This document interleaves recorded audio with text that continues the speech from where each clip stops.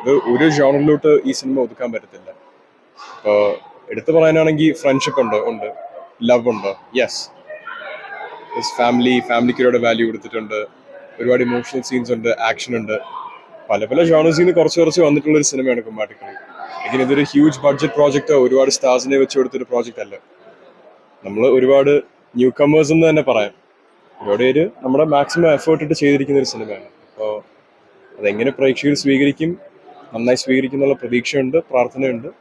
എങ്ങനെ സ്വീകരിക്കും എന്നറിയത്തില്ല. അത്ര എനിക്ക് കുമ്മാട്ടിക്കളെ പറ്റി പറയാനുള്ളൂ. അഗൈൻ ഇതിന്റെ ഡയറക്ടർ ആർ.കെ. വിൻസൻ സെൽവയാണ്. വിജയ് സാറിനെ കൊണ്ട് യൂത്ത് ആൻഡ് പ്രേമദൻ അത്യാവശ്യം കേരളത്തിലെ ഒരുപാട് ഫേമസ് ആയ സിനിമകളാണിത്. അപ്പോൾ അങ്ങനെ ഒരു ഡയറക്ടർ അദ്ദേഹത്തിന്റെ ഒരു സ്റ്റൈൽ ഇംപ്ലിമെന്റ് ചെയ്ത് കൊണ്ടുവന്നൊരു സിനിമയാണ്. ഐ തിങ്ക് പറയാനാണെങ്കിൽ ഇപ്പോൾ സാറ് തന്നെ ഒരുപാട് റെഫറൻസ് മേക്ക് ചെയ്തായിരുന്നു. ഡെന്നിസ് എന്ന എൻ്റെ ക്യാരക്ടറിന് വിജയ് സാർ ചെയ്യുന്ന ഒരു ക്യാരക്ടറിന്റെ ഒരുപാട് സാമ്യത കൊണ്ടുവരാൻ നോക്കിയിട്ടുണ്ട്. അത് വന്നിട്ടുണ്ടോ ഇല്ലയോ എന്നുള്ളത് പ്രേക്ഷകർ കണ്ട് തീരുമാനിക്കേണ്ടതാണ്. അപ്പോൾ ആ ഒരു സ്റ്റൈൽ സിനിമ എക്സ്പെക്ട് ചെയ്താൽ മതി. അഗൈൻ അതിൻ്റെ ഒരു തീം എങ്ങനെയായിരിക്കും എന്നുള്ളത് ഞാൻ ക്ലിയർ ആയിട്ട് പറഞ്ഞായിരുന്നു. സോ അതിൽ കൂടുതലൊരു ഒപ്പീനിയൻ എനിക്ക് സിനിമയെ പറ്റിയില്ല. ഇപ്പോഴത്തെ പ്രേക്ഷകർ തീർച്ചയായിട്ടും ഇന്റർനെറ്റ് വഴി നമുക്ക് ലോക സിനിമയോടുള്ള ആക്സസിബിലിറ്റി ഒരുപാട് കൂടുതലാണ്. അപ്പോൾ ഈ കാലഘട്ടത്തിലുള്ള തലമുറ അവർക്ക് കിട്ടുന്ന ആക്സസ് എന്ന് പറയുന്നത് ഒരുപാട് കൂടുതലാണ് compared to our past generation. എങ്ങനെ പ്രേക്ഷകർ ഇതിന് സ്വീകരിക്കും എനിക്ക് പറയാൻ പറ്റത്തില്ല. എൻ്റെ ഒരു ഒപ്പീനിയനിൽ അവർ കണ്ടു നോക്കണം, തിയേറ്ററിൽ തന്നെ പോയി കണ്ടു നോക്കണം. കുമ്മാട്ടിക്കളി മാത്രമല്ല, ARM ഇറങ്ങിയിട്ടുണ്ട്, ബാഡ് ബോയ്സ് ഇറങ്ങിയിട്ടുണ്ട്, ആസിഫിക്കയുടെയും ആന്റണി വർഗീസ് പെപ്പെ എസ്റ്റാന്റെയും സിനിമ ഇറങ്ങിയിട്ടുണ്ട്. അപ്പോൾ ഇതെല്ലാവരും പോയി കാണേണ്ടതാണ്, തിയേറ്ററിൽ തന്നെ പോയി കാണേണ്ടതാണ് സിനിമ. കൊണ്ടൽ ആൻഡ് ഇഷ്കിന്റെ ഏതൊരു നല്ലൊരു അച്ഛനും ഒരു മകനോട് കൊടുക്കുന്ന ഒരു അഡ്വൈസ് മാത്രമേ എനിക്ക് അച്ഛൻ്റെ നിന്ന് കിട്ടിയിട്ടുള്ളൂ. അല്ല ഒരു സിനിമാക്കാരൻ്റെ അഡ്വൈസ് എനിക്ക് കിട്ടിയിട്ടില്ല. നന്നായിട്ട് പ്രിപ്പയർ ചെയ്യുക, എന്നിൽ തന്നെ ഒരുപാട് കോൺഫിഡൻസ് ഉണ്ടാവുക, that I belong there. Obviously Suresh Gopi എന്ന ടാഗ് വഴിയാണ് ഞാൻ വന്നതെങ്കിലും ഡയറക്ടേഴ്സോ പ്രൊഡ്യൂസേഴ്സ് എന്നെ ഒരു സിനിമയ്ക്ക് വേണ്ടി ഹയർ ചെയ്യുവാണെങ്കിൽ അത് എൻ്റെ വാല്യൂവിന് വേണ്ടി തന്നെയാണെന്ന് ഞാൻ വിശ്വസിക്കണം. ഉള്ളിൽ എനിക്ക് ആ വിശ്വാസം ഉണ്ടെങ്കിൽ ഞാനായിട്ട് പോയി നിന്ന് പെർഫോം ചെയ്യാൻ പറ്റത്തുള്ളൂ. സുരേഷ് ഗോപിയുടെ മൂന്നായിട്ട് പോയി അവിടെ നിൽക്കാൻ പറ്റത്തില്ല ഒരു ക്യാമറയുടെ മുന്നിൽ. അതേപോലെ നമ്മുടെ മാക്സിമം എഫേർട്ട് ഇടുക, give it your best, give it everything you have, ബാക്കി ദൈവത്തിന് വിട്ടു കൊടുക്കുക. ഫസ്റ്റ് ഓഫ് ഓൾ അല്ല, തീർച്ചയായിട്ടും ഞാനും ലോകത്ത് ജീവിക്കുന്ന ഒരു മനുഷ്യൻ തന്നെയാണ്, ഞാൻ കേട്ടിട്ടുണ്ട്.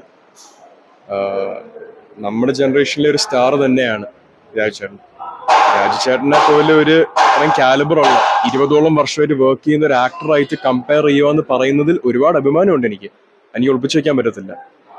ഞാൻ സ്റ്റാർട്ടിംഗ് ലെവലിൽ നിൽക്കുന്ന എന്നെ നിങ്ങൾ കമ്പയർ ചെയ്യുന്നത് 20 വർഷത്തിൽ കൂടുതൽ വർക്ക് ചെയ്ത ഒരു സ്റ്റാർ ആയിട്ടാണ്. So obviously I take that well. Thank you so much.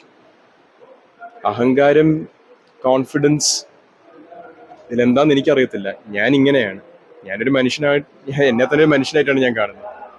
ഞാൻ എന്തെങ്കിലും ഒരു ചോദ്യം എൻ്റെ അടുത്ത് ചോദിച്ചു കഴിഞ്ഞാൽ അതിന് ക്ലിയർ ആയിട്ട് ഉത്തരം കൊടുക്കുക എന്നുള്ളത് എൻ്റെ ഉത്തരവാദിത്വമാണ്. അത് ഞാൻ ചെയ്യുന്നു. ആൾക്കാർക്ക് അതിൽ പറഞ്ഞ പോലെ മനുഷ്യരാണ്, ഓരോരുത്തർക്കും ഓരോ അഭിപ്രായമാണ്. ചിലവരെന്നെ നല്ല കുട്ടി സ്ഫുടതയോടെ കാര്യങ്ങൾ പറയുന്നു എന്ന് പറയും, ചിലവരെന്നെ അഹങ്കാരി എന്ന് വിളിക്കും, ചിലവരെന്നെ പൃഥ്വിരാജ് എന്ന് വിളിക്കും, ചിലവരെന്നെ സുരേഷ് ഗോപി എന്ന് വിളിക്കും. ഇതൊന്നും എൻ്റെ കയ്യിലുള്ള കാര്യമല്ല. എനിക്ക് മാധവ് സുരേഷായിട്ട് ജീവിക്കാൻ പറ്റും. അത് ആൾക്കാർക്ക് വേറെ സ്റ്റാർസിലോ വേറെ മനുഷ്യരിലോ വേറെ ക്യാരക്ടറിസ്റ്റിക്സിലോട്ടോ പേഴ്സണാലിറ്റി ട്രേറ്റ്സിലോട്ടോ സിമിലാരിറ്റി കാണുവാണെങ്കിൽ അത് എൻ്റെ കൺട്രോളുള്ളൊരു കാര്യമല്ല. ഞാനൊരു നെപ്പോക്കറ്റ് തന്നെയാണ്. സുരേഷ് ഗോപി എന്നുള്ള ഒരു പേര് എൻ്റെ പുറകിൽ ഇല്ലെങ്കിൽ എനിക്ക് സിനിമ വരത്തില്ല, സിനിമയിലോട്ട് ആക്സസ് കിട്ടത്തില്ല. ഞാൻ ഒരിക്കലും ആഗ്രഹിച്ചതല്ല. എനിക്ക് ആഗ്രഹപ്രകാരമായിരുന്നെങ്കിൽ ഒരു ഫുട്ബോൾ പ്ലെയർ ആയിക്കൊള്ളായിരുന്നു. എല്ലാവരുടെ ആഗ്രഹവും നടക്കത്തില്ലല്ലോ. അതേപോലെ ഈ ഒരു ആഗ്രഹം എനിക്ക് നടന്നില്ല. സിനിമ എന്നെ തേടി വന്നൊരു വർക്കാണ്, ഒരു ലൈൻ ഓഫ് വർക്കാണ്. കഴിഞ്ഞ 3 വർഷമായിട്ട് ഞാൻ തുടങ്ങുന്ന സമയത്ത് 3 വർഷം മുന്നേ when I was 19, 19 വയസ്സ് തൊട്ട് 22 വയസ്സ് വരെ എനിക്ക് സ്ക്രിപ്റ്റ്സ് വരുന്നുണ്ടായിരുന്നു. അതിൽ 22 വയസ്സായപ്പോൾ എനിക്ക് ചെയ്യാൻ പറ്റിയ ഒരു സ്ക്രിപ്റ്റ്, ഞാനായിട്ട് റിലേറ്റ് ചെയ്ത ഒരു സ്ക്രിപ്റ്റ് എനിക്ക് വന്നു. അതാണ് JSK ചെയ്യുന്നതിൻ്റെ ഇടയ്ക്കാണ് കുമ്മാട്ടിക്കളി വന്നത്. ഇത് രണ്ടും എനിക്ക് റിലേറ്റ് ചെയ്യാൻ പറ്റിയ സ്ക്രിപ്റ്റ്സ് ആയിരുന്നു. അതുകൊണ്ട് ആ തീരുമാനം ഞാൻ എടുത്തു. ഓക്കെ, നമ്മളെ തേടി വരുന്ന വർക്കാണ്, ഒരു പരിധി കൂടുതൽ ഇതിനെ നമുക്ക് ഡിസ്റെസ്പെക്ട് ചെയ്യാൻ പറ്റത്തില്ല. നമ്മളെ തേടി വരുന്നത് നമ്മളൊരു പരിധി കൂടുതൽ മാറ്റി വെച്ച് കഴിഞ്ഞാൽ പിന്നെ നമ്മളെ തേടി വരത്തില്ല. എല്ലാവർക്കും എൻ്റെയും എൻ്റെ കുടുംബത്തിൻ്റെയും ഹൃദയം നിറഞ്ഞ ഓണാശംസകൾ. Thank you so much guys.